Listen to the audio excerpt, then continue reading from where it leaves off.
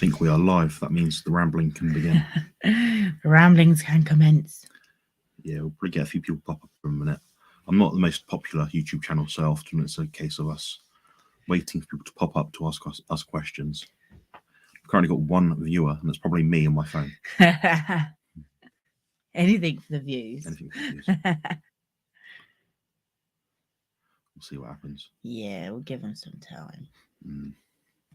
It's usually a case of people clicking on this video after it's recorded. Mm. Then you'll be seeing this thing, oh, no one popped in the video. It's just a video of two people rambling. Staring at the screen, like awkwardly smiling. Rambling. Talking to each other. Oh, two people. Two people. Make yourself known. Please. Please talk to us. Otherwise I have to talk to him for the whole hour. Yeah, I think part of our problem is we've got some of our viewers are on Pim's live, which happens to be the same time as our live. Oh, yeah. That wasn't intentional. I didn't realise she's going live today. I knew she was going live this week, but she does it every week. So keeping track of which of our friends in the online community are live at what times is impossible. Tricky. Yeah, especially with all the different time zones and stuff like that. If anyone has any questions for us, just ask away. We're here. Mm-hmm. You can consider this essentially a free consultation. For either of us. Either of us. I would say test me out, but don't ask me too many tricky questions. Yeah. Still learning. We had 3 people who've lost one. Oh. Standard. Must have been my manly voice. Scared them off. Yeah. It's right, you haven't heard me in the morning, so poor Jonathan has. Yeah, I always get residual viewers, so I usually call them people that are watching this channel. Perhaps they don't speak good English or something, but they'll be live in the chat, but they won't actually know how to access the chat. So for anyone who doesn't know, if you click on, I think there's a live chat button somewhere. I think it's third in. Yeah. Have a look.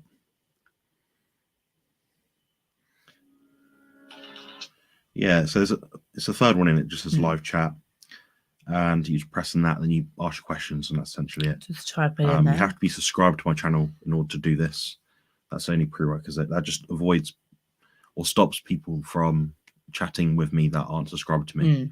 Otherwise, I'm giving free advice without any kind of subscription value for what it's worth. Which isn't good. Doesn't hurt to subscribe, does it? No. And obviously, if you want to get any perks, free to join his members.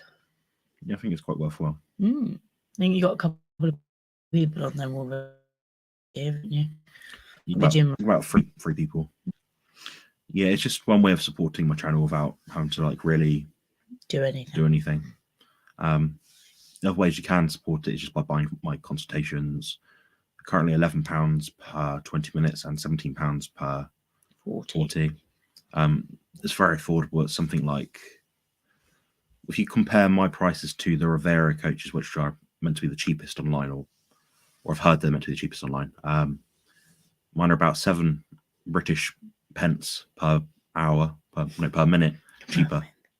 So, and let's be honest, every little helps in these times.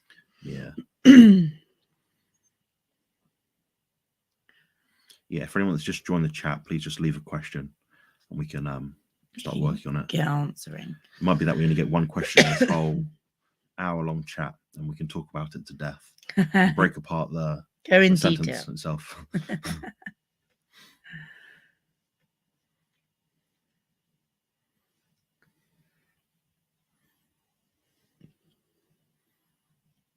If not, we'll have to ask each other some questions. That's a good idea. Okay, then.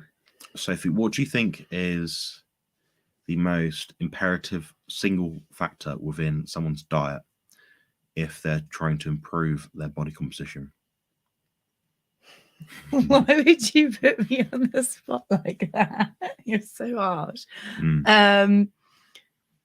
Eating the correct nutrient dense food, i.e. meat, fat, dairy if your body can tolerate it. What is the richest source of omega-3 Fish in our fridge, in our current fridge. current fridge. Salmon. Salmon. Because you've got a whole shelf stocked of it. You're taking over my fridge with blinking salmon. Poor salmon. Here's one for you. What day is it today? It's the 17th of January 2023. What does that mean for us? Which just means I've known you for a year, apparently. Oh, you guys get a special one. Special. We've been talking for a whole year. This counts as a present, right? Because I'm not buying anything. Yeah. This is your special treat. We've got 6 people in the chat right now, and no one has even said hello. No. I'm gonna check on my actual phone because it might be that I've maybe it's not popping up. popped up. That seems to be an issue I keep having with different things.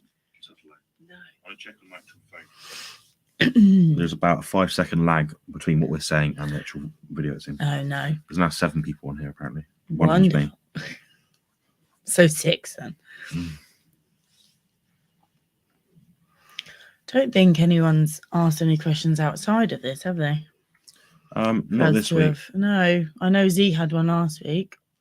We've got Creaser. She's joined. Hello. It might just be you asking questions today, Creaser. So feel free to ask anything you want in whatever detail you'd like. We'd discuss it for as long as you want pretty much. We've got the whole hour, so. I know Creaser asked before about light exposure and exercise on other different channels that I'm sort of kind of affiliated with. So I know you've done a bit of light exposure the last couple of days, haven't you? Like the past week. Hi Nick, where are my blue light blocking glasses? I don't have any. In short answer, I don't have any. Yeah, I've got these ones I'm wearing now and like a light blue pair. What we have actually done is we've got these like little LED lights dashed around the bedroom. I think we've got about, in total I've got 12, but there's 6 that we've got out. They effectively changed the colour of the room near enough. They're not bad for 6 little lights. Isn't too bad. Good old Amazon. And I think the last 2 nights that we've had them, we have kind of woken up a bit more refreshed. I mean, it's helped that the kids have slept through, but I do think they are helping. I'm not really on the computer enough to be able to justify getting some blue light blockers, really. It's only when I do a live chat with Jonathan, and that's probably every other week because he's here every other week kind of thing. And that's if he wants to be on it with them. Yeah, when I'm talking to people from the US or perhaps New Zealand or Australia, we're in different time zones. So me wearing these is probably quite protective of my eyes. I do notice eye strain when I'm looking at late at night. The LED lights we're using are quite effective, it seems. Just little hacks you can do. I mean, you can, these cost me about £15 British, but you can get the proper plates of the panels. Are they more or less effective? I don't know. I've looked at the amount of light that they sort of produce compared to the ones I've got, and I don't see an obvious difference. There's nothing to suggest that the ones I'm using wouldn't be beneficial. So. And you got both the pairs, didn't you? The one with the orange lenses and the one with the light blue. Yeah.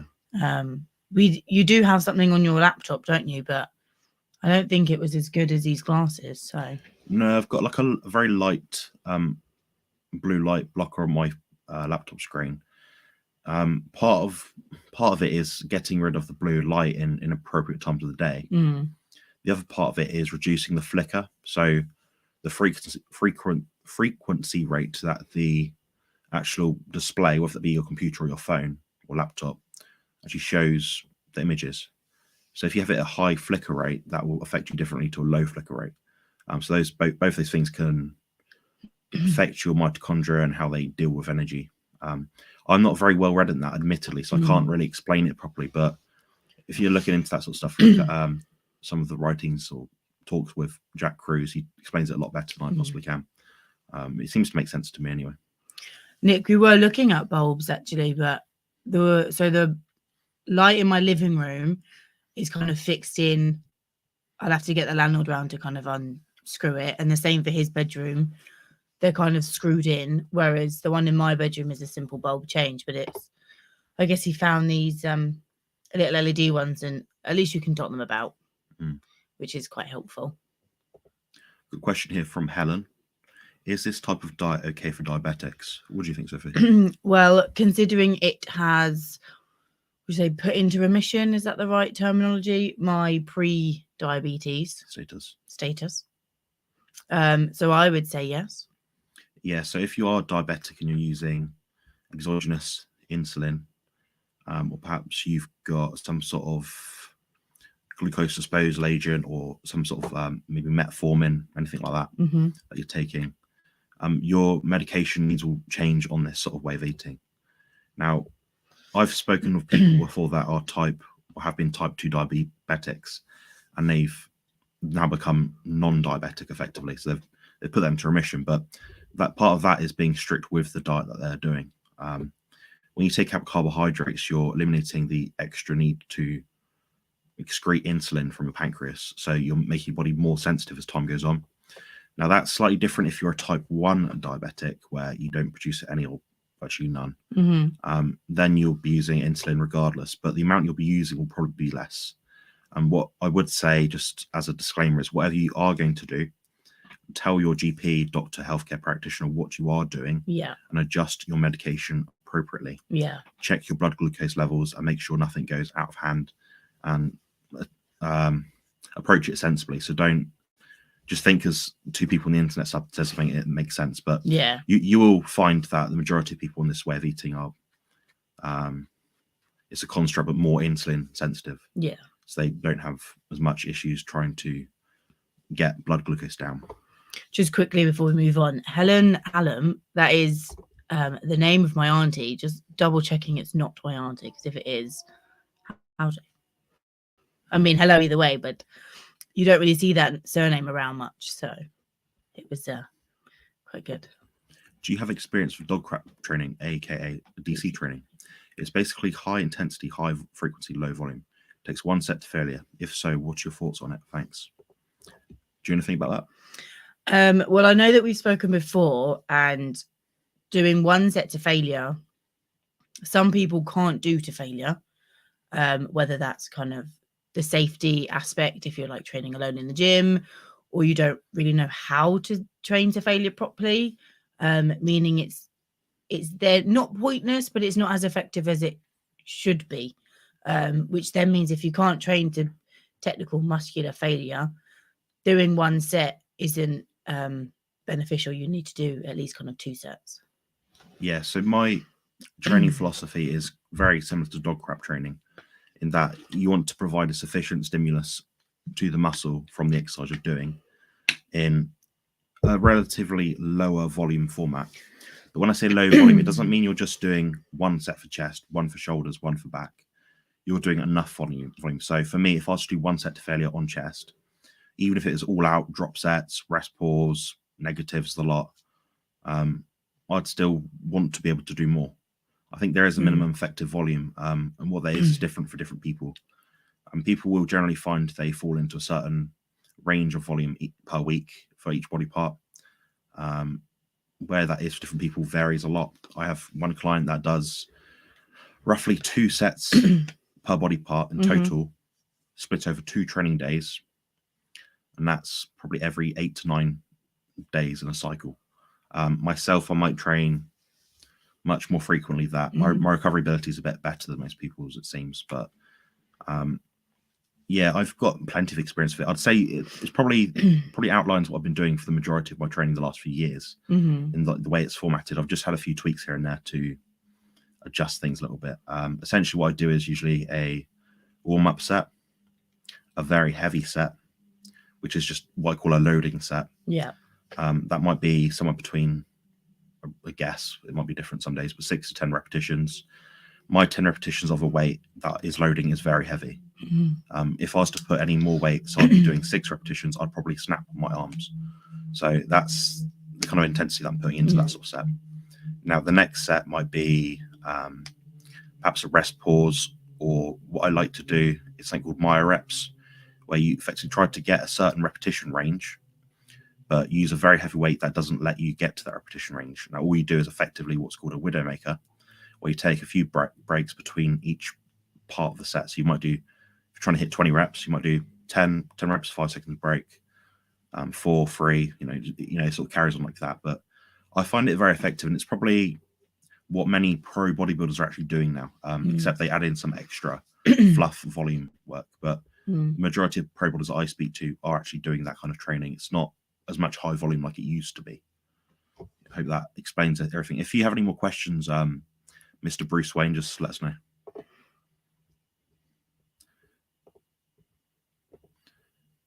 So question from Creaser. Some people claim that protein is insulinogenic. Some others claim that too much fat won't help with insulin resistance. What is your take? Don't ask me. I like this question. So generally, protein will require an amount of insulin to uptake it into the cells because it's got to deal with it.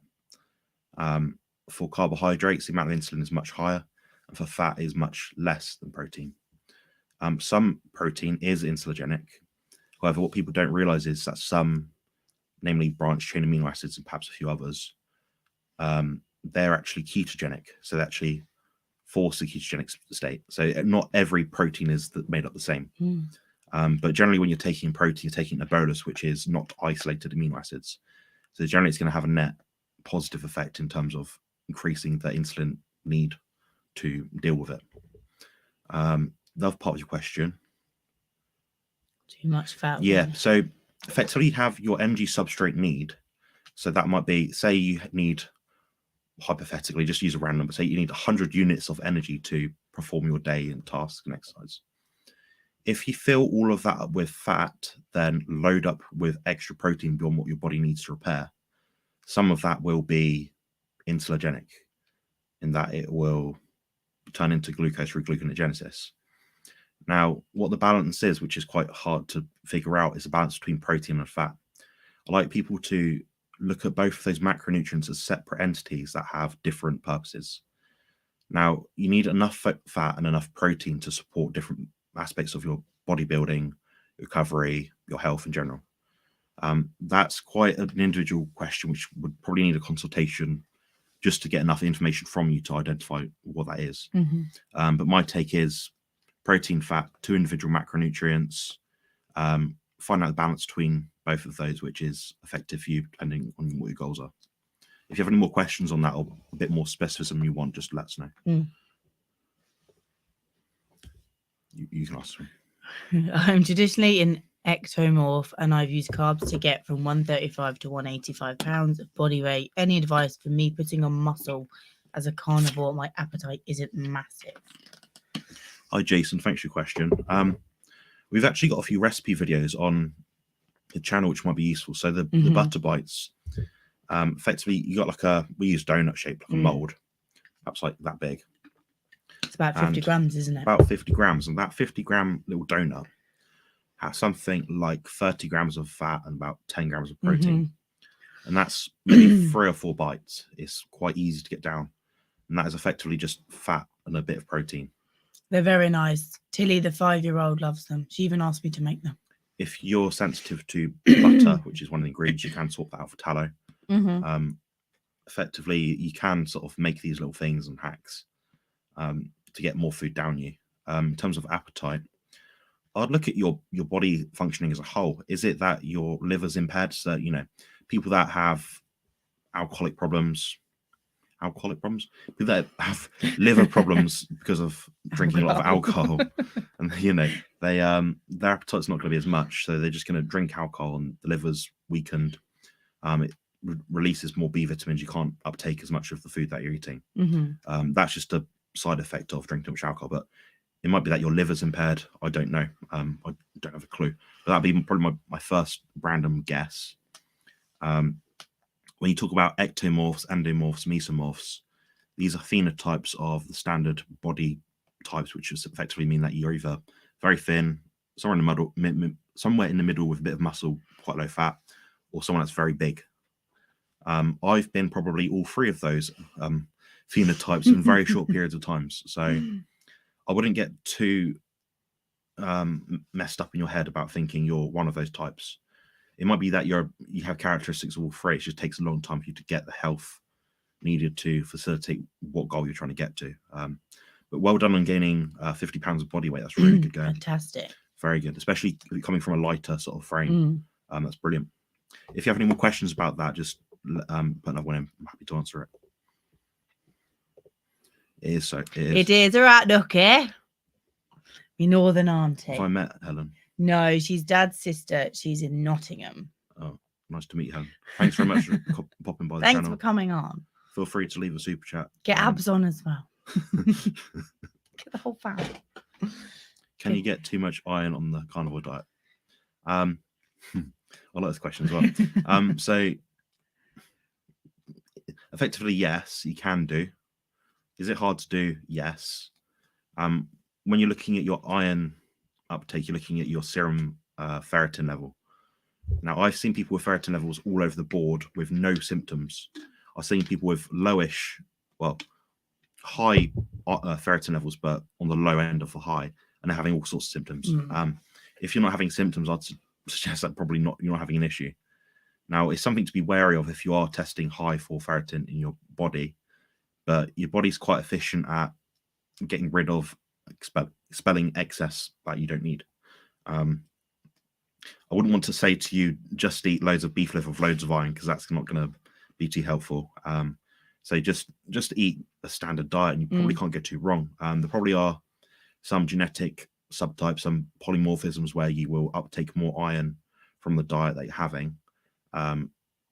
That's up to you to find out. I can't do that test for you, of course. So. Taking insulin, Helen.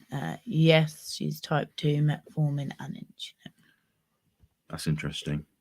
Yeah, so Helen, if you can effectively get your diet from a point where you're doing, I don't know, if your breakfast is like, say, toast and half a can of beans or something with a bit of butter on it, if you can just get rid of the toast, like week 1, then swap it out for a fried egg, get rid of the beans week 2, swap it out for another fried egg, or a slice of bacon, some cheese. And that's effectively how you'd get into the carnivore diet. As someone that's a member of Sophie's family, just sort of ask me for a consultation if you want to talk about any of these sort of things. I'm more than happy to help you out. Just give us a message. Give us a message, yeah. And if I don't know the answer, I'll get it out of him anyway. Yeah, effectively what you're trying to do is get your pancreas working again, getting rid of the foods in your diet that are causing the problem. Now, people think that if they take insulin, they are reducing the problems happening from being a type 2 diabetic. The problem is when you have chronically elevated insulin in inappropriate amounts, because you cannot always nail the insulin amount, there will be some variations. You're effectively activating something which is called the Randall cycle chronically all the time. I can't really explain that in this video very well in the short time we've got, but if you go onto my channel and type in like composition consultant Randall cycle, that will effectively tell you what it is and why it is relevant, why it can have a big impact on health outcomes. Effectively, what you're trying to do is reduce the carbs, up the fat. Gradually. That's literally it. You just do it gradually. What you don't want to do is jump straight from the diet that you're having now straight into carnivore, because your body may not be as adaptive. I mean, I managed it and I was fine, but we definitely advise to do it slowly. So like Jonathan said, kind of you start with meal 1 for a week, change that, and then you start with meal 2, and then you gradually do it that way. Yeah, so that's literally it. I understand why it can be difficult for some people, because you're going to get a lot of kickback from people saying, but you need carbs, you need plants, you need that. Just look at the testimonials online. If you type in like carnivore diet, type 2 diabetes, or whatever it is, you'll get hundreds of stories from people just like yourself that have had it, and they've got rid of it. Yeah. It isn't a permanent disease state which you just live with. You can get rid of it. It might be that it's more difficult for you and it will take longer, but it might be much quicker than other people, so you don't know until you try. But you don't want to be just using insulin forever and metformin. Metformin alone has issues. It reduces your uptake of B vitamins in your gut, which isn't ideal, which means you need even more meat, animal foods to get those B vitamins in. So you got to think of it as like a multifaceted approach. So reduce the sugar, reduce the carbs, eat more animal foods. People notice that they start on perhaps like a ketogenic diet. It doesn't quite sort out their problems. So they then go to the carnivore diet, which is more restrictive. But what you'll notice as time goes on, you'll notice the health benefits that you're getting, and you're more likely to stick with it. The only guarantee that you're going to get the benefits is if you keep sticking with it. It's a bit like that. So don't just hop on it for a week. Oh, I'm still the same. I'll give up. Give it at least time. 30 days, isn't it? Yeah. At least that. It's not as boring and as difficult as people probably think. Like I know when I say to people, oh, I only eat meat, dairy, eggs, they're like, oh, aren't you bored? No, because we do different variations of eggs, different cheeses. Do you know what I mean? We mix it up. I mean, I have the same breakfast daily, which I honestly never thought I could do because my mum is a creature of habit, as you know, Helen. And she has the same breakfast. And I'm like, how are you not bored of it? But actually, I've been having it, 6 months now? And absolutely love it. Tilly has the exact same as me. And so does Maddie. Fantastic. Keeps us full. You have a good chance of reversing your diabetes and getting off all meds altogether. Transition to a carnivore diet slowly. And like Jonathan says, tell your doctor what you're doing. Yes, Nick, definitely. Definitely let the doc know what's happening. One thing to take in mind is that most healthcare professionals are not trained in nutrition. I'm not using like this appeal to authority kind of thing, but I am trained in nutrition. This is what I specialize in. This is my field. Carbohydrates don't have any place in the human diet. It might be that you want to have like a cake or like a sandwich some days, and that's fine. It's probably not going to kill you, but it isn't going to kill you. But the idea is getting closer to a ancestrally, historically similar diet, which is meat and animal fat. That's literally it. Well, we're all born carnivore, aren't we? We are all born carnivore. We're not born veggies or vegans. Yeah, if you think like milk comes from a human mother, that is a carnivore food. That's from you're an animal. I'm an animal, sort of thing. Yeah. We're just mammals at the end of the day. Imagine if someone just came in at that point when you call an animal. no, the baby's born. They're just like, here's your carrot. Here's a carrot. You don't see the carrots. Think of it that way. Like milk and animal food is the way to grow. Yeah. You put your different operating system to plants. You're a mammal. You require biological mammal or animal or fish foods. You're not requiring fiber. Your muscles, your brain is not made up of fiber. Your gut does not need fiber. I've taken in probably a few grams of fiber in the last few months. It's not affecting me at all. I'm not any worse off. So we've got one from Carl Havisi. I hope I said that right. Apologies if not. Hi, both. What's your thoughts on dry fasting? Does it help in accelerating autophagy? I think if you're fat adapted, you could potentially dry fast for a bit. I mean, I wouldn't. I'm not keen on it, but I'm sure you're going to explain the techie reasons behind it all. Yeah, Carl. So it can accelerate fat adaptation. I know some people that do that sort of thing when they've come off their carnivore diet to get back to square one effectively. Will it accelerate autophagy? Yes. Is it faster than just water fasting? Yes. Are you more likely to suffer health consequences because of it? Yes. So it's a bigger issue. People that do that sort of thing, it's not, unless you've got severe health issues, it's probably not going to be that useful. I know people in the autoimmunity community, like Phil Escott, he recommends things like that, and he's not wrong. He is recommending it to people in a safe way, where they monitor sort of health markers. You'll notice your heart rate will go up in some cases. You've got to measure your urine to work out your urinary output. There's different ways you can work out how well fat adapted you are. Effectively, when you're doing a carnivore diet, you're already in a low insulin state. That does stimulate autophagy. So there's that as well. So you are doing a lot better than most people by being on a carnivore diet. You don't really want to be in a constant like dry fasting catabolic state. Probably most people will be eating 1, 2, maybe 3 meals per day in a carnivore diet style. Some people use these little biohacks from time to time to accelerate the progress. But whatever you do, just be careful and look up the how-tos kind of thing online. Definitely do it properly. Definitely do the research, and I if you don't know, I can see the appeal to do it. Yeah, definitely. Yeah. Autophagy as well isn't a thing you can really measure. It's just your cells perform it based on the need that your body needs to do it. Your body's going to do it more if you let it. So it's something you let your body do. You can't really force it because you'll just have negative issues from it. Yeah. You are welcome, Krista. You're welcome. If you've got any more questions, Chris, just ask and we'll be happy to answer. Butter bites are great and tasty. Yes, they are, Nick. What flavors have you done? Have you done any jazzy shapes? I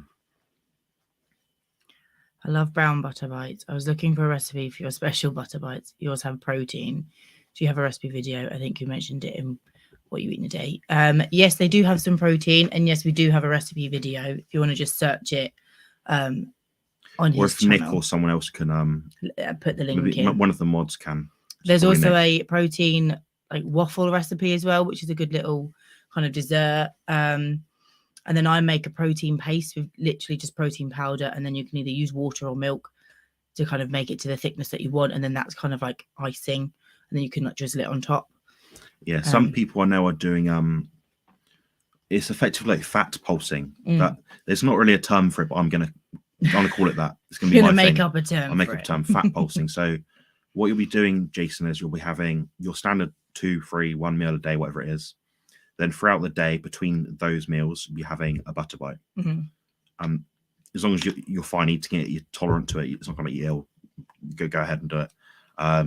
If it's going to get more food in you, that's going to be better. So if you're someone that feels stuffed quickly, split up your meals a bit more. You might find that you have liver issues, like I mentioned. You might not produce enough bile. Your gallbladder might be backed up a bit. You know, this is all just speculation. I couldn't say because I don't know your body. But look at things like that, little hacks to sort of get more nutrients in. Yeah, and they're just delicious. Yeah. When it comes to the diet, no. I mean, I won't read that out loud in case some do, so I'm not discrediting everyone. No, but what we'll say is that a lot of the times they cannot interpret blood tests very well. Things like blood tests are based on the population that is being tested for. If the population that is being tested for has poor health outcomes, which we know it does, the general population is unhealthy. Yeah, that's not a controversial point. Then you're basing those blood test markers and sort of ranges on an unhealthy population. So how would you know that those tests are going to be good for you in terms of like reading them and undertaking what they're saying about it? I've had a blood test a while ago, a few years ago now, which was on my kidneys. My EGFR was low, or in the low range. I had a some sort of like nuclear radiation tracer put through me. So something's put through me, and they tested how long it takes to get from A to B. They found my kidney function was absolutely perfect, which would not show up on a blood test. So there's blood tests and there's better tests. Yeah. How you can access a better test might be difficult for you, but don't take everything that you read as gospel. No. And do you remember when I was pregnant and the doctor said that my iron was low, and they told me to take iron supplements and eat some kale? Yeah. So I said no. I said thank you very much, and I ended the call. That's terrible. Yeah, Nick already knows this sort of stuff. Thanks for sharing the link, Nick. I hope that's the link. We just see YouTube. I'm assuming it's the butter bite one. Yeah, this is just the link that we mentioned earlier to, I think it was Jason. Yeah. So thanks for sharing that, Nick. MK. That's Michelle. So Michelle asks, if you're going to overeat, which macro can you eat more of to minimize weight gain? Still big appetite over here, but now gaining a few. I like Michelle's questions. They're very well thought out because I can see where she's coming from, because I've seen her diet and all that sort of, all her data. So brilliant. I'm going to say protein. I think some people, if you've got leaky gut and you're not absorbing the nutrients that you have, you can usually find that out from your stool.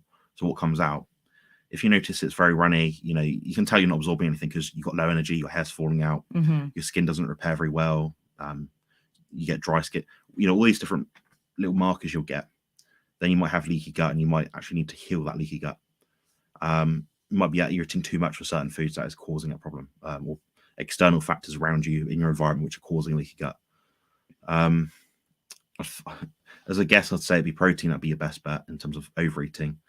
Now, I know how meticulously you track things. So you probably up protein by 20 grams tomorrow, for example, and see how you get on. You'll get to a point where your hunger signals won't let you eat anymore. And they can if you're binge eating, because that's just a different disorder in itself. But yeah, if you're just trying to maximize your satiety without getting fat, I mean, I've seen your macros are quite sensible, so I don't think it'd be too far-fetched to say add another 20 grams of protein here and there. Yeah. But some days your protein will be less. So, you know, looking in your data, I know this. Your things will be up and down all the time. Plus or minus 20 grams, so that's quite normal. It's never going to be exactly, 200 protein, 200 fat. It's always going to be a bit different. It's always going to fluctuate, isn't it? You're welcome, Carl. Any other questions? Just pop them in. Raspberry protein and butter and a donut shaped tea. Good. Oh, that's Nick. So Chris said, some people massage their liver with castor oil to detox it. Have you heard about it? Is there any truth to it? That's a good question. I've heard of people do these different things. If you're stimulating blood flow to a damaged tissue, it'd probably help. There are liver flushes that are out there. Someone like Phil Escott might be good to contact for that sort of thing. He knows more about it than what I do. I've never really had experience with someone where I've needed to recommend this sort of thing. Doesn't mean that they haven't needed to do it, but I've just not come across someone needing to sort of add that thing in.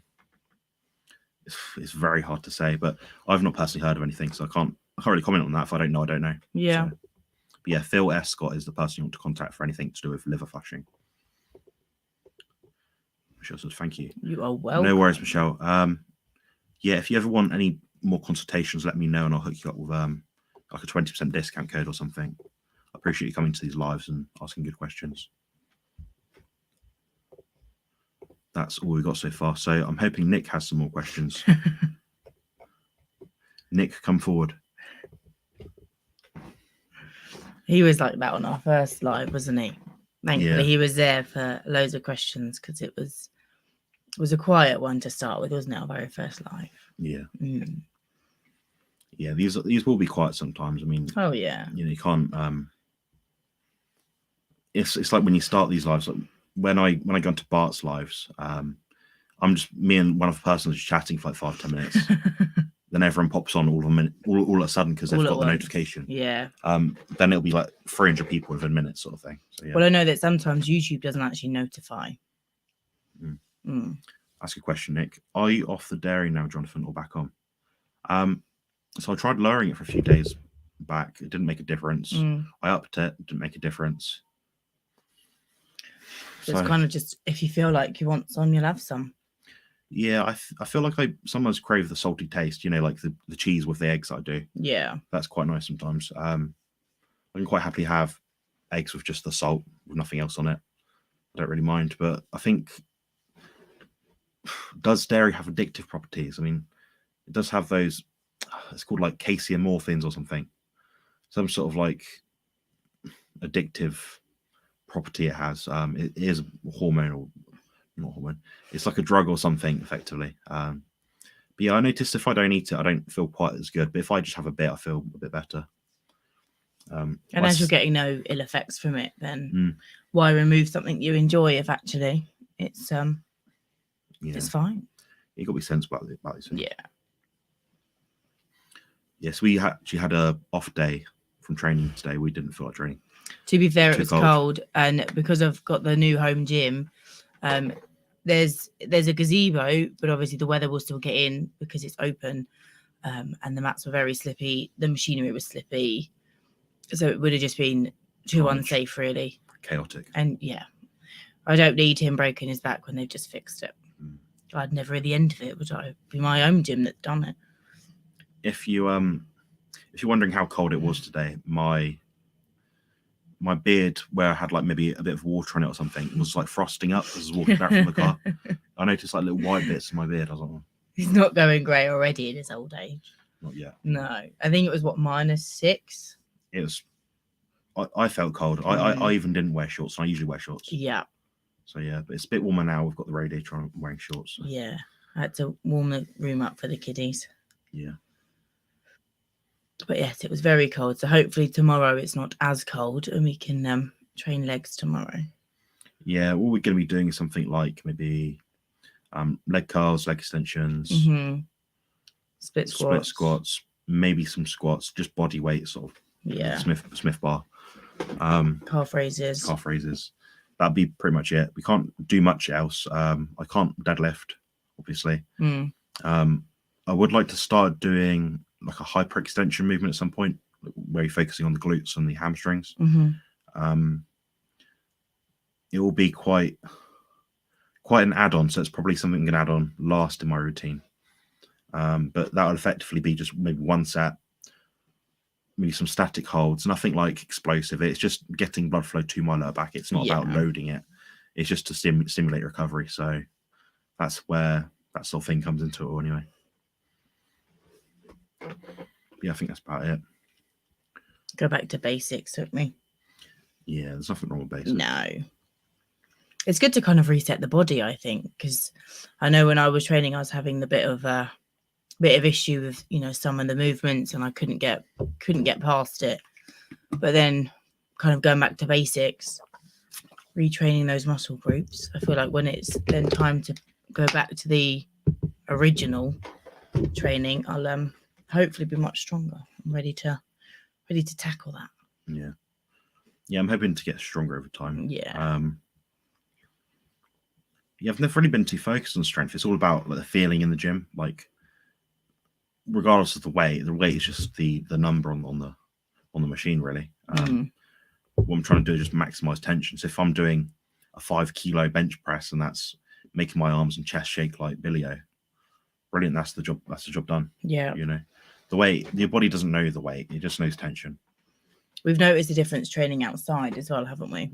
Because obviously before, when I was in my uncle's gym, it was inside, like a log cabin, which is obviously great because it's got a heater and you don't get wet, and you get sheltered from the wind. But yeah, I think you just feel kind of more refreshed afterwards, and you don't feel as like put out because you're breathing in fresh air, which is probably going to give you, you know, a better uptake of oxygen. You got a subtle bit of sunlight. You're out, obviously not in nature, but you're outside, which is going to be good for your mind, sort of thing. It wasn't as cold. I thought I'd not struggle with it, but I feel the cold quite a lot. So I thought I would kind of struggle gymming outside because I'm not used to it. Whereas I know that when you're home, you do your stuff outside as well. Yeah. But it's not actually been that cold. Like one of the sessions, I took off my hoodie and finished the training in my t-shirt and trackies. Yeah. So Nick's got legs tomorrow as well. I feel a bit like Rocky Balboa in Rocky 4 training when he's trying to pit himself up against Ivan Drago. You know, when he's like in the snow and stuff. Oh yeah, up the mountain. I can't do all those funny moves and chopping trees and whatnot. No. Hacking away at things, lifting wagons and stuff, but I can pretend I'm doing that in the gym. You could do it on her on Tilly's swing ball set. Yeah. You'll have to send us your leg workout, Nick. We can compare what we've done. Yeah. Any other questions, anyone? Or comments if you don't have a question? Anything to do with nutrition, exercise, biohacking, or health. Or also about coaching, consultations, anything like that as well. It's a pretty good opportunity. Hopefully we answered everyone's questions to satisfaction. Yeah, the thing is, a lot of people go to different live chats and things and different videos to find out what people think on different topics. Ultimately, you got to find out the answer that resonates with you the most, but don't be afraid to go outside the box. Yeah. Sometimes I've had an experience and I thought, I've got to do what everyone else does. Then it's not until I've tried something like the carnivore diet outside the box, then got the benefit from it. So, you know, you'll get different information from different people, but it's not necessarily wrong. No. And it is good to get other people's opinions on the same kind of question. Because like everyone's had their own experience with it. So it might be that you ask somebody else and they give a slightly different answer because of their own experience. And then you might, like Jonathan said, resonate more with them. So yeah, you just do what works for you, really. Don't ever be afraid to ask. Yeah. Either, because you don't know unless you do. I don't mind answering like questions which are applicable to lots of people, but if it's something which is very unique and specific to you, without enough context, I can't possibly answer it in a video. It's going to be impossible. So yeah, just get in touch with me through the consultation links below. But thankfully, they are very affordable. Yeah, I do my best to make myself affordable because times are tough. A lot of people are quite poor. Yes, us being one of them. You know, a lot of people that are on the carnivore diet have autoimmune issues. They might not be able to work very much. They haven't had the opportunities to earn as much money as a lot of people. So I respect that and understand that they might just have that issue at hand. So I try and make myself affordable for those people. I could put my prices up realistically about fourfold. Yeah. That wouldn't be controversial. That would be online or in line on par with what other people charge. But yeah. It's not worth it, is it? You know, you're not helping anyone out doing that. You're just putting them further down the gutter in terms of what money they have. Yeah. It says we all learn from each other. That's the beauty of the carnivore community. Yeah. That's a good point, actually. So generally, I'd say the community is quite supportive of each other. Yeah. We have quite good camaraderie. Wink, wink. Yeah, I think all this like controversy at the moment is a bit. I think if you're just following a diet with animal foods in it, you're not going to get too wrong. If you're allergic to some of the foods, don't eat them. Yeah. If you've got leaky gut, you'll have to be more strict. If you don't have that issue, you know, it's context specific. If you like coffee and you don't notice a negative from having it, you've got no symptoms of drinking too much coffee, then keep drinking coffee. If you like fruit, perhaps don't eat the fruit. That's probably my opinion. But if having the fruit stops you from falling off the wagon and having a diet of cheeseburgers and French fries, that's better. It's going to be handful of berries is better than a chocolate bar. Yeah, handful of fries and stuff like that. Yeah. Who's this? Okay. Picello. Apologies if that's pronounced wrong. Guys, thanks for all your work. You're welcome. No worries. Thank you. Thanks for turning up. We've had a few different people turn up to these streams, which is quite interesting. Yeah. I'm seeing like new faces, and it's nice because it helps me actually put more information out because I'm more motivated to do it. Because you're getting into new people. Because I've noticed on some of the live chats of like your premieres, I've gone to, oh, that's a new name. I've not recognized that name before.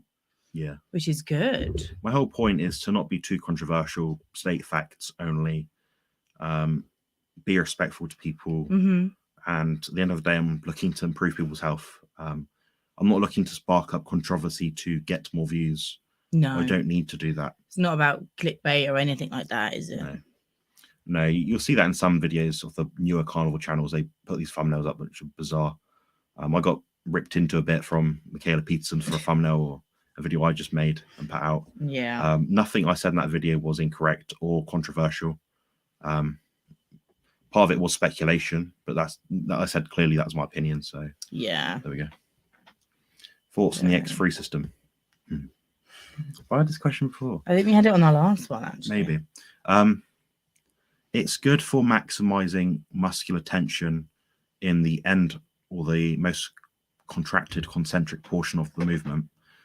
You're limiting some of the eccentric portion of the movement because it gets easier as you, if you're doing a press, it gets easier as you lower it. It'll probably be better than just doing push-ups, yes, but I think limiting yourself to certain exercises like that wouldn't be beneficial. For example, you add all the tension you can to these X3 bars, then you've got nowhere to move up from. Yeah. So it's a bit self-limiting in that sort of regard. I think there is a way to make these things more difficult, but I haven't looked into it enough. Now, the people that these sort of things are useful for are not the average person that has time to go to the gym a few hours a week. Yeah. It's more useful for people that are constantly busy, that have 10, 20 minutes a few times a week to do a workout in the lounge in their home. I can get behind it if it's doing something rather than nothing. Yeah. I think a free weight movement or a carefully designed machine is better, in that you have different loading points that are more effective throughout the whole range of movement. Aside of that, if you're wondering any more about it, perhaps look at my video with Dr. Anthony Chafee. That was out around 2 to 3 weeks ago. I think it's 3 weeks ago at this point. I asked him specifically about this point. It's probably about maybe halfway through the video. He brings up his points in it. Mm-hmm. He says it's good, but you know, if you can do better, sort of thing. And that's what he said to me anyway. So. Yeah. From Hungary. Wonderful. Keep turning up. Oh, brilliant. Yeah, it's nice to have people from that side of Europe over here, because I appreciate the time zone difference is probably quite a lot. So it might be that it's if it's 8 o'clock here now, roughly, it might be maybe 11 over there, maybe. I don't know. So yeah, I appreciate you coming by. If you do have any questions specific to us, even me or Sophie, just ask. We effectively just advocate a carnivore diet with as much animal food as you can get in. That doesn't get you fat, effectively. And my main sort of focus is around health, exercise, mental health, autism, and a few other little niche topics, but that's essentially it. Despite what you might think. Yeah, well, I'll look at my analytics now for that video. And it's my rank #1 video out of my last 10. Wonderful. And people like it as well. It's not like a negative put down video. And it's premiered less than 2 hours ago. It's even beating Dr. Chafee's video that I did with it. Which I'm quite shocked by. But yeah, if people watch that video, they'll find it very informative. Just to give credit where it's due, I did get some of the ideas in that video from Harry Sopanos. It's someone that I follow, and what he says does check out, and I would probably trust anything he said near enough. You know, he's a good guy. He has good insight. Yeah. So if anyone's not following him currently, please do. His name was Harry Sopanos. So Serpanos. And he'll give you the information you have, what you require, based on what you ask him. He can't help everyone, but he's very knowledgeable about nutrition. And he's got such a soothing voice. I could just put him on and listen to him for hours. Oh, yes. I mean, his videos are quite long, especially his lives. They are a good 3 to 5 hours, but he's just, I don't know, maybe it's his tone. Yeah. But I could just listen to him all day. Yeah, I've listened to his voice like 5 hours before. Yeah. It's quite calming. Like if you're out and about driving a car a long distance, you want some information. Yeah. It might not have every question that you want to have answered on there, but if you ask him a question, he'll answer it. And he'll go into extensive detail about that. Yeah, point. He does. He doesn't sort of dash around and say, and if he doesn't know, he says, I don't know. Yeah, he's quite honest, isn't he? Upfront. I think he spent, a good 40 minutes answering somebody's question once. Yeah. But he went into such detail, and I think that's just incredible. A lot of people benefit from that information. Yeah. Well. Some people just skim over it, don't they? Jason, I'm doing carnivore more for overall health and energy. I tolerate most foods well. I did cut caffeine. It may be hard to answer, but would it be worth it to cut out spicy brown mustard and seasonings? Is it affecting you? If it's affecting you, then I'd cut it out.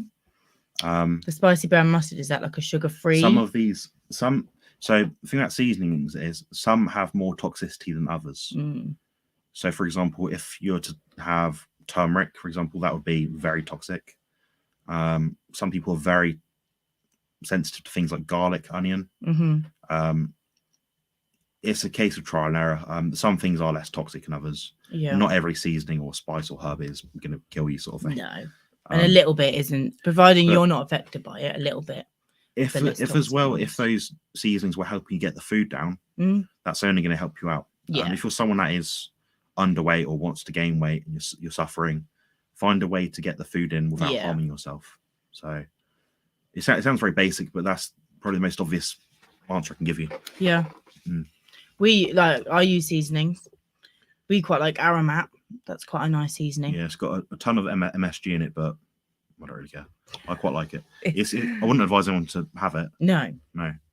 But it doesn't affect us. I wouldn't think it affected me. No. I mean, I like it, then I can not have it for a while. It's probably more optimal to not have it, but if you enjoy it, it's a case of that 1% damage to my health versus the 5% increase in happiness. Yeah. These are random numbers, but you get it, I think. Yeah. Hungary is where my surname is from. Wonderful. I hope we did pronounce it properly. Yeah, that's important. Harry is a nice guy. He is, Nick. Oh, yes. Oh, yes. That's Harry's channel for anyone that doesn't know. I've just pinned this, I believe, and we've got it on the screen now. Give him a subscription. I'll probably say on the nutrition space, him and Bart K are two of the most underrated people. And that doesn't mean just underrated as in the carnivore community. I mean, any online community, anything to do with nutrition, health in general, they got solid information. They deserve a lot more credit. And they're both so lovely.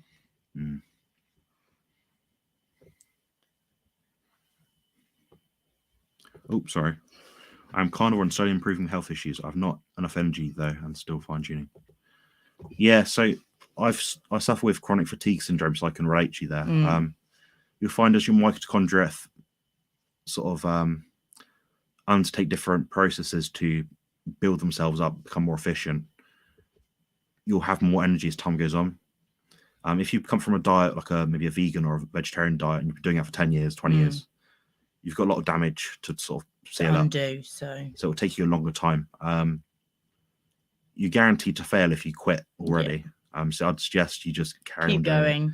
It is fine tuning. Yeah, you've got to kind of find what works for you, and different macros work for different people. So you've just got to find the right balance, and it can take a while, but you're going in the right direction. If it's slowly improving, it's in the right direction, isn't it? Which is all you want. Yeah, if anyone's got any last questions before we wrap this up, just let us know now. We're just going to do the last few comments. Alicia, hello. Garlic and turmeric are my body insane. Give her a subscription as well. Yeah, I recognise Alicia from somewhere. Sure. Oh, I think you've had her on your channel a couple of times. I can't remember. Nick saying hello. Nick. I can only do salt. That's what works for me. I applaud anyone that can tolerate spice really well because they are delicious. That's fair enough. I mean, I don't really add many seasonings that often. I do with my eggs. I'll add the Knorr aromat. Outside of that, I'll just put salt and maybe some white pepper on it. Yeah. I couldn't really care less. We've got a whole cabinet full of seasonings we've not used. No, I mean, I think I have a bit more spices than you. I use like a Korean barbecue spice, but then I don't know, I think you're used to doing like samey all the time from obviously your bodybuilding contest days. Back in the day. I just need variation and flavour. And although I use sugar-free sauces, which again doesn't cause me any issues, sometimes I don't want sauce, but I do want a bit of flavour in it. And at the minute, I've had no ill effects. So if I'm not suffering, I'm going to continue.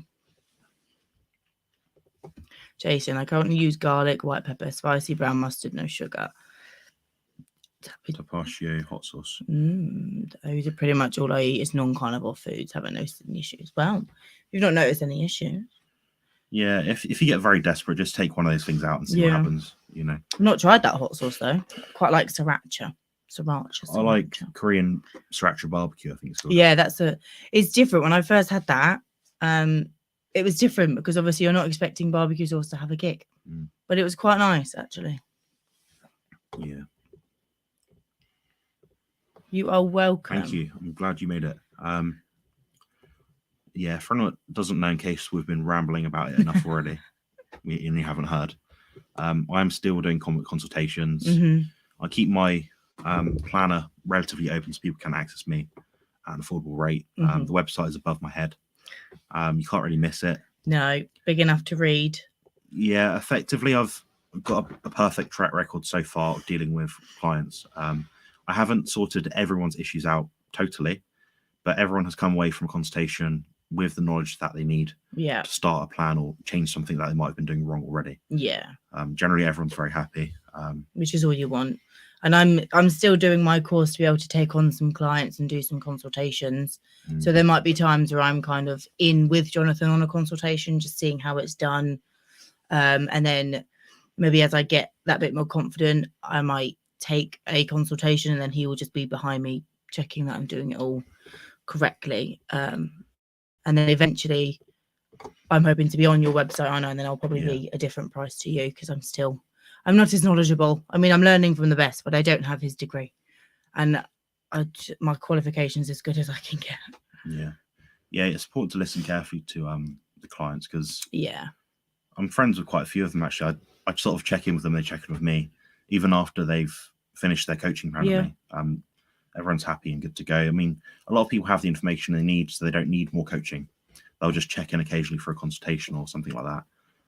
But everyone seems happy so far, so I'm pleased with how it's going. I have had some clients with more difficult to manage issues. It's tricky to say what to do with some people when they've got an issue which virtually none of the population understand or know about. Yeah. I'm in the same boat as a lot of people. A lot of these things are relatively unknown. But yeah, I probably would place myself as one of the leading carnivore, autistic, spinal fusion person, bodybuilding, YouTube people, consultants online at the moment. Muscle man, as Tilly calls you. Oh, yeah. You got another little comment from Jason. Yeah, but can't come across arrogant, but I'm just making a point there because there's not many people with the exact same problems that I have online. No. So that's the only reason why I say it. I love sriracha, but it has sugar. It's a Mexican hot sauce. United States, no sugar, thankfully. I'll do any hot sauce without sugar, honestly. Imagine that's just like a vinegar, salt, and chili kind of concoction. We'll keep an eye out for it actually in case we get it over here. Yeah. Sriracha does have sugar in it. We don't have it very often, and if we do, it's literally like a couple of drops. Because obviously it has sugar in it. I mean, that's me anyway, but yeah, we don't have it very often. Yeah. If anyone has any questions, we'll do perhaps one more. We'll give you about a minute or two to type it out, and we'll get back to you. Mm-hmm. But until that point, we'll just keep rambling for a little bit longer. You have to listen to our rambles. Yeah. People do have good questions because, not every person's the same, so they've got a different idea about things. And your question might have helped somebody else on who watches this who wouldn't have thought to ask it maybe, or didn't want to ask it for any reason. So yeah, some people they just sit in these just to listen. That's fine. Absolutely fine. If you don't want to talk, you don't have to talk, but we do welcome everyone to come and say hello, even if that's all you do. The next live stream, by the way, guys, will be on Friday at the same time as this. The one after, the week after that, I'll probably do on Monday rather than Tuesday. Mm-hmm. I'm looking at doing maybe a Monday and Friday live stream. So that doesn't interfere with other people I'm friends with online, their live streams. It means you get a bit of an even split then, so you can access different people different days, and you can get the help that you want. Yeah. Hopefully the kiddies play ball and I can join in on Friday if you want me to. Yeah. But Monday will just be Jonathan because he'll be back at his then. Yeah, so you can get a lot of my rambling in that 1 hour next time. Must admit, it's very different doing the live streams on your own. Is it? I suppose you're not having a conversation with somebody, but it's hard because I feel like I explain myself better when someone's next to me or near me or I'm talking to them. So as I'm talking now, I'm just looking at my screen. I see a picture of myself. Yeah. Obviously Sophie's next to me, but if she wasn't here, it'd just be me.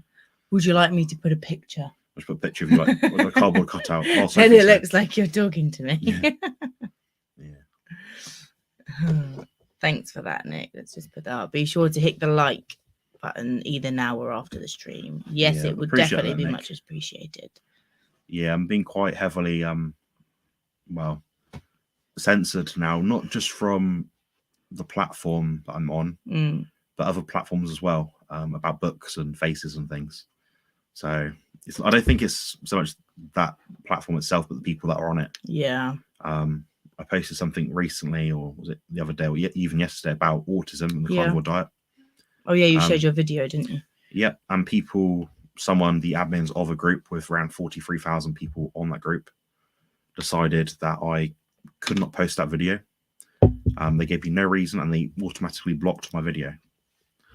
Now, I said clearly in the post I was just trying to help people, and it was my own informative anecdote. Yeah. I said that it was free. It was not like a sales pitch. Or anything like that. There was no sales pitch in that video at all. I made it very clear because I know how difficult it is to access this sort of information. Yeah. Well, if you look at some of the comments below, I'm pleased with what I've got, and they've said this is quite a gem of a video. You've explained things very well in a 20-minute video that would take perhaps weeks or months to even understand. I effectively put out the best information or the best ideas that you can use towards dealing with autistic spectrum disorder syndrome symptoms in a 20-minute video. Like I outlined everything very clearly. if one of the things in there doesn't work for some people, they've always got other options to use to alleviate the symptoms. Yeah. We've got one final question, but it just in time. Brilliant. How do I know if I have a leaky gut? I come from a healthy diet with lots of veggies and lean meat. 2 years carnivore, but I think my gut hasn't been repaired yet. What do you think? I would think you would tell by your stool. I'm not entirely sure on leaky gut. If your poo is runny, you probably have a leaky gut. If your appetite is dysregulated, you could have a leaky gut. If your skin or any protein material in your body is not developing properly, like your hair, you could have leaky gut. If your mental health state is not perfect, well, is not in a relatively good, even keel kind of state, you could have leaky gut. For you. Yeah. These things are associative, but these things are things to look out for. You could do a test which is called a PEG 400 test. You got to pay for that one, but if you want to do that, it's up to you. But just look at the biomarkers and the feedback your body gives you from itself. That's probably going to be the best bet. Now, leaky gut is quite a big thing. I think people don't quite understand it very well. People make all these like clever terms and think that everyone assumes they know what they mean. Yeah. Effectively, your intestines allow things to go through the intestinal walls that should not go through. That is what a leaky gut is. That could be any material. So it's not just food. It could be chemical, toxins, metals, you name it, anything from your environment that you get in your fingers that is like a trace amount, mold, I don't know, all sorts of different weird things. Yeah. There's lots of factors that could cause leaky gut. And I guess your gut, depending on, the amount of damage that it's had, it can take a bit longer to repair for some people. Yeah, I've known doing what you're doing. That can get the symptoms put into remission very quickly with the carnivore diet. But the moment they have any infringement on their diet, they eat something non-carnivore, they flare up and suffer. Yeah. Your body shouldn't naturally do that.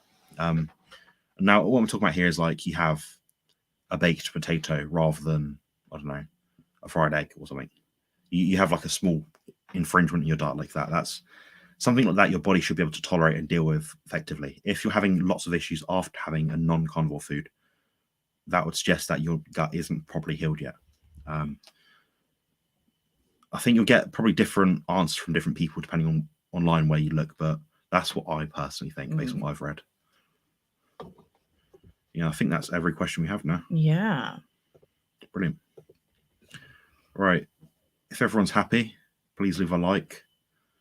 Comment below as well if you want this video to get out more. The next live stream, like I said earlier, will be on Friday at 7 p.m. British time. So look forward to that one. And yeah, the next one after that will be the Monday. If you have any questions before then, please direct them to myself or Sophie. Send a link to a question somehow, like on social media, through my website above, through my email. Everything's very easily accessible. Yeah, I'll put my Instagram in the comments as well. Yeah, just ask a question if you can't make it to a live, and we'll try our best to answer it. And we'll be doing those questions if we get them in time before the live stream kicks off officially. You'll get first dibs. Thanks, Creaser. I appreciate that. Happy Carniversary. Happy Carniversary. Happy Carniversaire. From the other day. Brilliant. Well, take care, everybody, and we will see you Friday. Yeah, thanks for stopping by.